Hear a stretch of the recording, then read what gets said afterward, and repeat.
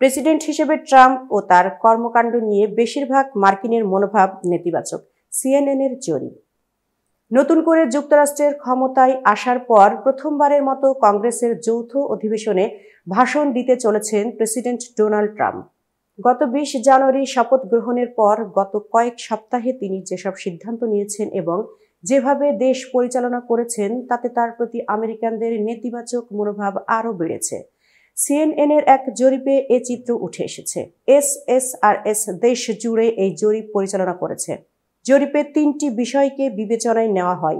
সেগুলো হলো ট্রাম্পের সঙ্গে কতটা একমত, ট্রাম্প যেসব বিষয়কে অগ্রাধিকার দিয়েছেন সেগুলো সঠিক কিনা এবং তার নীতি দেশকে সঠিক পথে পরিচালিত করতে পারছে কিনা।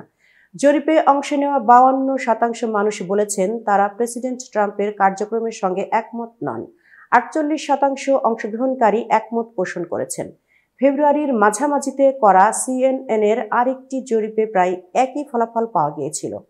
গত শুক্রবারের আগে সিএনএনের এবারের জরিপ শেষ হয়েছে। গত শুক্রবার হোয়াইট হাউসের ওভাল অফিসে প্রেসিডেন্ট ট্রাম্প ও তার ভাইস প্রেসিডেন্ট জে.ভি. ভান্সের সঙ্গে ইউক্রেনের প্রেসিডেন্ট ভলোদিমির জেলেনস্কির তীব্র বাকবিতণ্ডা হয়। ভেস্তে যায় বৈঠক।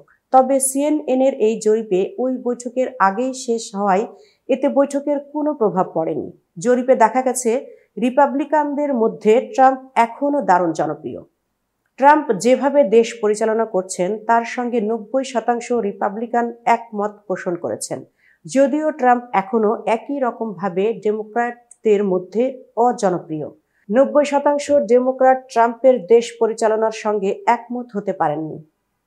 এতক্ষণ বার্তা বৈঠকের সাথে থাকার জন্য ধন্যবাদ। নতুন নতুন তথ্য ও সংবাদ পেতে বার্তা বৈঠকের ইউটিউব চ্যানেল ও ফেসবুক পেজের সাথেই থাকুন।